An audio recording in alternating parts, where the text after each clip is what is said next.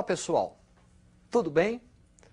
Na aula de hoje nós vamos tratar da Revolução Industrial e da consequência direta no plano ideológico desta revolução, que será o socialismo. Preste atenção nessas gravuras. A bomba hidráulica, tear hidráulico, locomotiva a vapor e o barco a vapor.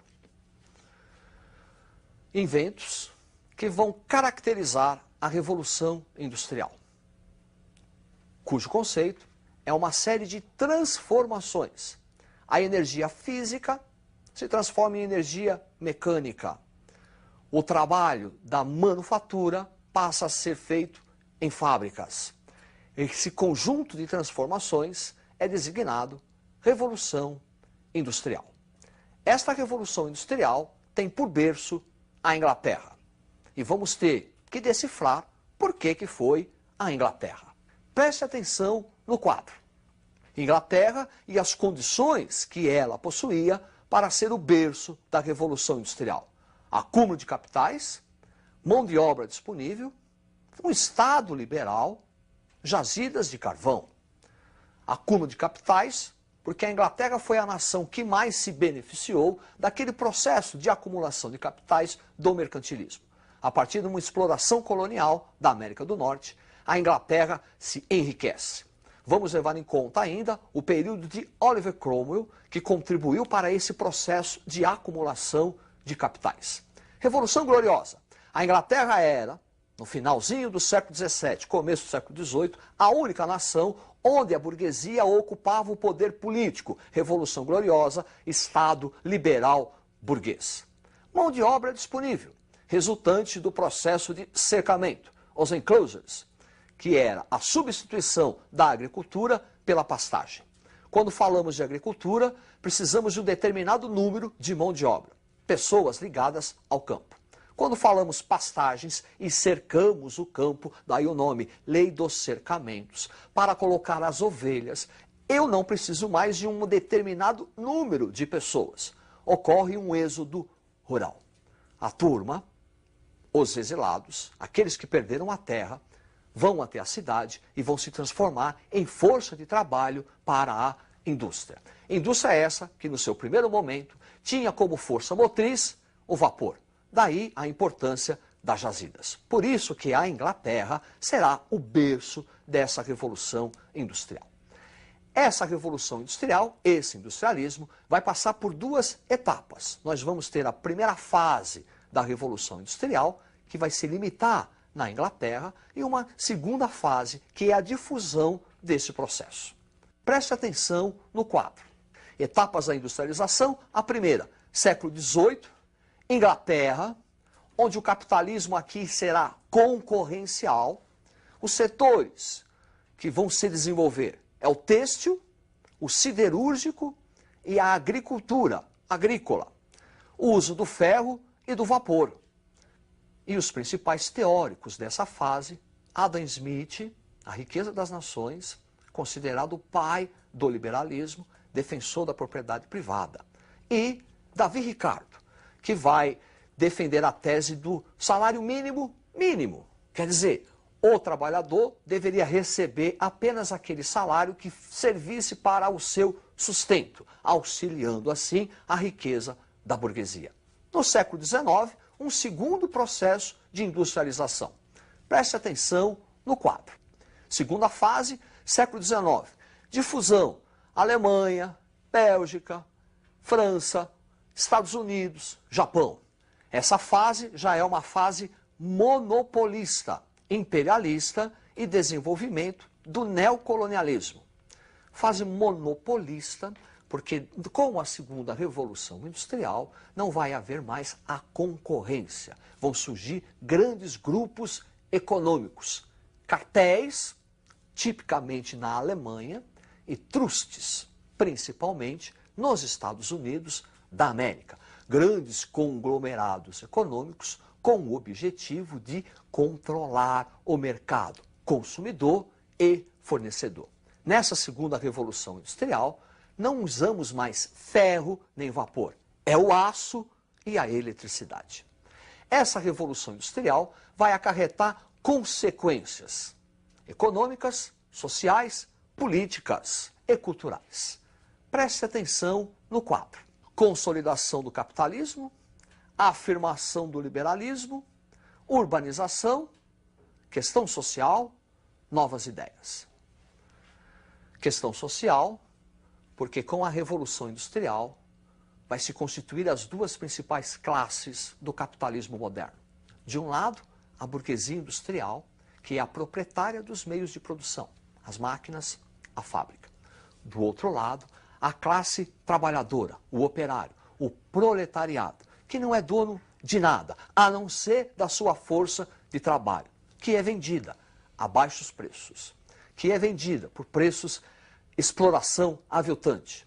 O trabalhador chegava a trabalhar de 16 a 18 horas. É contra esse Estado, contra a exploração de uma classe que produz a riqueza, mas não compartilha da riqueza, que se desenvolvem as ideias socialistas. Socialismo utópico, socialismo científico e anarquismo. Preste atenção no quadro. Figura de Henri Saint-Simon, um dos principais nomes do socialismo utópico. Utópico porque os primeiros socialistas não vão conseguir identificar ou perceber na classe trabalhadora, no proletariado, como uma classe revolucionária. Utópico porque eles propõem reforma. A ideia desse socialismo é pensar numa sociedade do futuro. Porém, os socialistas utópicos vão contribuir para as bases do socialismo moderno. Preste atenção no quadro.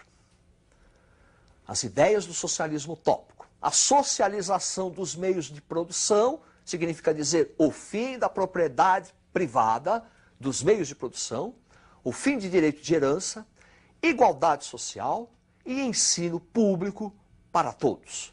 Os principais líderes, Saint-Simon, Fourier, Proudhon, Robert Owen. Do desenvolvimento do socialismo utópico, nós vamos falar do socialismo científico. Científico porque a partir de agora não se pensa mais no futuro. A sociedade tem que ser mudada hoje. O proletariado agora é identificado como uma classe revolucionária. Preste atenção nessas gravuras. Friedrich Engels, Karl Marx. Em 1848, Primavera dos Povos, é lançado o Manifesto Comunista. E no Manifesto Comunista, as ideias do socialismo revolucionário são colocadas em prática. O proletariado agora é visto como uma classe revolucionária. Simples. A burguesia do século XVI ao XVIII foi uma classe revolucionária. Acabou com a nobreza. Acabou com o poder e o prestígio da nobreza. Marx e Engels jogam esse fervor revolucionário, essa identificação revolucionária com a classe trabalhadora. Revolucionar, mudar a sociedade agora. Preste atenção no quadro. Socialismo científico se constitui então numa crítica radical ao capitalismo, defesa da chamada teoria da luta de classes, burguês contra o proletário, o proprietário dos meios de produção com aquele que produz a riqueza, a questão social. A ditadura do proletariado e o internacionalismo operário. Feita a Revolução Socialista, extinguida a propriedade privada dos meios de produção, o proletariado cria um Estado socialista a partir da ditadura do proletariado. E aí a ideia básica desse socialismo científico, internacionalismo operário.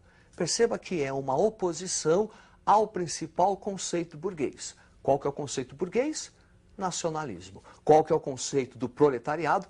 Internacionalismo. O Manifesto Comunista encerra da seguinte forma: proletários de todo o mundo, univos. Então, a base do socialismo científico é o internacionalismo operário. Além dessas ideias, outras questões sociais também se desenvolvem. A Igreja Católica, a partir do século XIX, começa a se posicionar. Ela critica o capitalismo, critica a exploração de uma classe sobre a outra, mas também critica a luta de classes, critica a ditadura do proletariado. E ela vai encontrar um meio termo. Presta atenção no quadro. Socialismo Cristão, Leão XIII e Rerum Novarum. A partir daí, a Igreja se posiciona diante da questão social. Condena o capitalismo, condena a exploração de um grupo sobre o outro, mas também condena o socialismo, condena a ideia de luta de classes. O socialismo cristão é caracterizado pela harmonia entre as classes. O trabalhador evita fazer a greve, evita entrar em confronto, e a classe patronal evita explorar demais a classe trabalhadora. Esses trabalhadores também vão se organizar em sindicatos. Voltando ao quadro, sindicalismo, Antônio Labriola, Georges Sorel, os principais líderes, e o anarquismo, Bakunin, Kropotkin. Os anarquistas farão uma crítica radical. Condenam não apenas a propriedade privada, mas também condenam a existência de todo e qualquer Estado, toda e qualquer forma de poder. Na visão dos anarquistas, a desigualdade social não está associada apenas à existência da propriedade privada. A desigualdade social está relacionada à existência de um Estado, à existência de um poder. Enquanto há Estado, há um grupo que domina o outro. Os anarquistas questionam qualquer poder, questionam qualquer Estado. Essas ideias, tanto o socialismo utópico, como o socialismo científico, como o anarquismo, vão estar presentes nas famosas revoluções do século XIX, 1830, 1848, principalmente. A Primavera dos Povos. É onde as ideias socialistas ganham corpo pela primeira vez. É isto aí, uma boa sorte, estudem e até a próxima.